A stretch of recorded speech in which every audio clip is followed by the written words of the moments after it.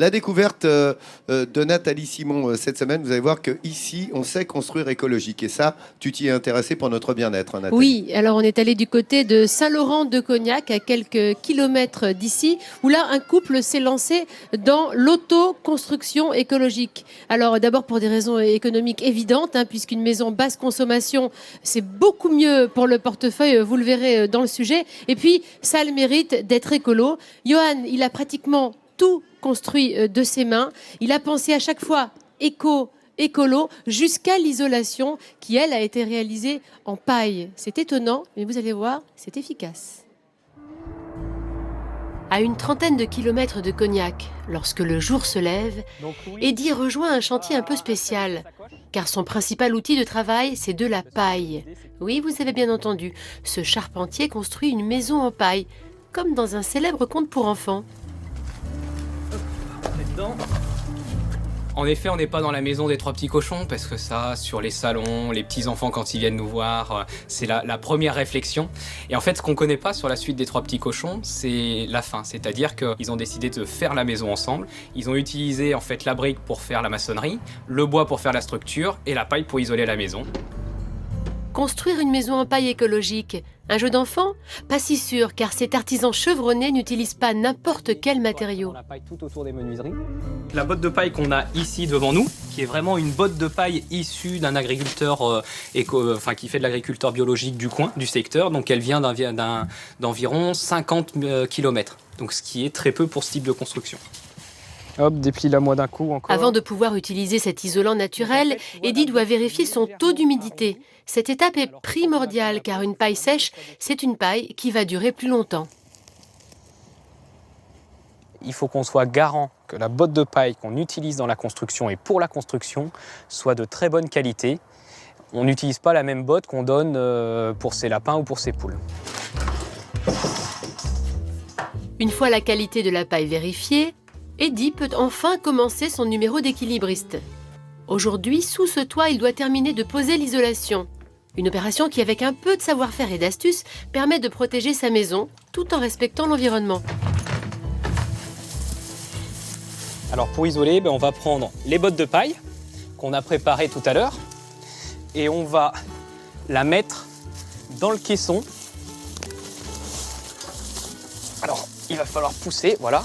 Être bien sûr que la botte de paille rentre bien dans le caisson et ensuite on va la brider avec des vis. Isoler sa maison avec de la paille, c'est bon pour la nature, mais aussi pour le porte-monnaie, car ce matériau millénaire est beaucoup plus économique que certains isolants modernes.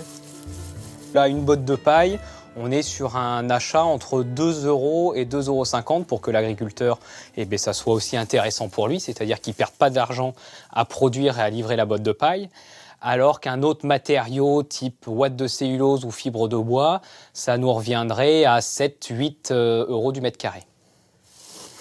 Isolé pour 2 fois moins cher, c'est ce qu'a voulu faire Johan. Il y a 4 ans, il se lance dans l'aventure et construit de ses propres mains sa maison écologique tout en paille. Avec une surface de 130 mètres carrés, Johan ne regrette pas ses efforts, surtout lorsqu'il regarde son thermomètre. Nous avons aujourd'hui 20 degrés dans la maison, sans chauffage, alors que nous avons une température extérieure de 7 degrés. On peut s'apercevoir que la paille est réellement un isolant parfait et que la mise en œuvre d'une maison en paille, ça assure pratiquement automatiquement une maison passive, c'est-à-dire une maison qui n'a pratiquement pas besoin de chauffage. Une maison écologique et saine, voilà ce que souhaitait Johan pour sa famille. Et il peut se vanter de faire partie d'un clan très fermé en France, ceux qui n'ont pas peur de découvrir leur facture d'électricité. Nous sommes sur une période de septembre à novembre, donc ça fait 3 mois. Facture 70 €, 67. Nous payons moins, nous consommons moins forcément que dans notre ancien logement, tout en sachant que dans notre ancien logement, notre chauffage était au bois. Et ces économies ne s'arrêtent pas là. Grâce à cette machine, un ballon thermodynamique, sa facture d'eau chaude est 4 fois moins élevée. Le principe est simple, utiliser les calories présentes dans l'air pour fabriquer de l'énergie. À l'intérieur de ce ballon, il y a une pompe à chaleur, voilà, qui utilise environ 750 watts. Ce matériel va vous permettre de diviser votre facture pour la fabrication d'eau chaude par 4. En construisant une maison écologique, la vie de cette famille a littéralement changé. Plus qu'un chantier, c'est un véritable défi que ce couple a relevé. Quand on a commencé à réfléchir à ce projet, on s'est vraiment dit qu'on se lançait dans quelque chose de fou et on ne savait pas si on allait aller jusqu'au bout. Un pari fou que toute la famille a réalisé haut la main. Comme quoi il suffit parfois d'un peu de paille pour être heureux.